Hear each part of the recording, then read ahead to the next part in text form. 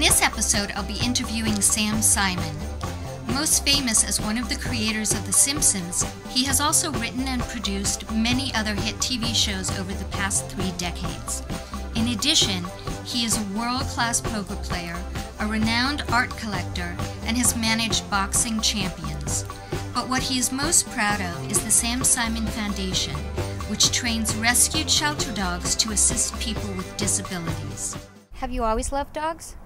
My love of dogs is something that happened in my adulthood. I got my first dog probably when I was about 30, and then I got another one to keep it company, and then, you know, it just ended up in this.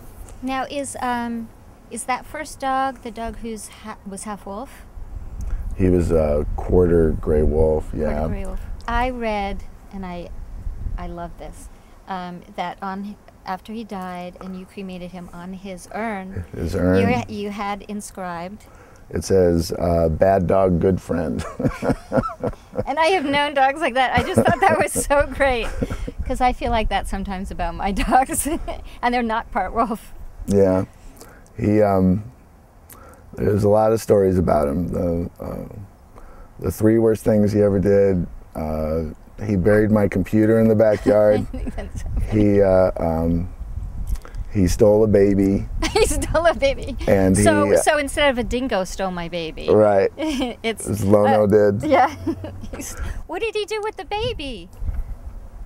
I used to take him to a dog park, and this is when I was still figuring out the situation that I got into, and there was a family with a baby wrapped in a blanket, and they were eating, they had one of those broiled chickens from the market, and he was like all intrigued by that, and so he ran over, but instead of grabbing the chicken, he grabbed the baby in the blanket, and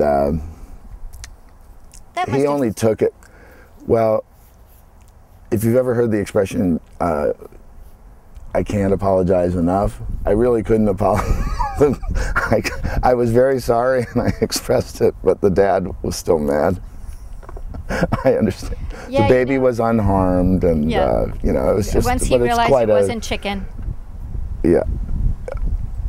He ate money. Oh, he ate money. Yeah, if you left money out, he would shred it. And one time I was on a really important phone call to London with a graphic artist that was designing a title sequence for me. His name is Neville Brody, and it was really hard to get in touch with him. And Lono walked into my office, and he had a $100 bill in his mouth. And I kept trying to reach over and grab it, and he would pull back, and I reach it, and he'd pull back. So I reached into my pocket, and I had a 5. So I showed him the 5, and I crumpled it up, and I threw it in the corner, and he dropped the 100, and he ran, and he got the 5, and he tore that up. So I saved $95. In the 60 Minutes interview, you said that the days when you come to your foundation and meet the new dogs that have been rescued is the best part of your week. Absolutely. And you obviously have some darn good weeks. So what's so incredible about that? Well, you're a dog lover.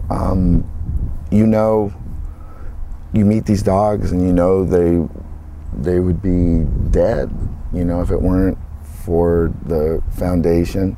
And then, you know, everyone is going to find a forever home, and they're gonna love it, and it's gonna enrich their lives. And so you just kind of see you're aware of the past and how something tragic was averted, and then you know there's going to be great things ahead. I'm getting tears in my eyes. I am.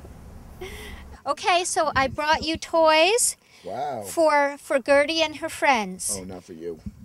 Well, for you too. So these are all from Planet Dog, and they all glow in the dark, so you can play fetch in the dark. And this is pretty indestructible. So no matter how big the jaws are, Is it rubber? it's yeah. It's Orby tough. So that's and This is it's a good company, globe. Planet Dog. Yeah, it's a great company. And then you have two smaller glow in the dark. Aren't they cool? Hey, you know who would like this? Earth. Cody. Yeah, Cody's gonna chew them up right away. Cody. Cody. What?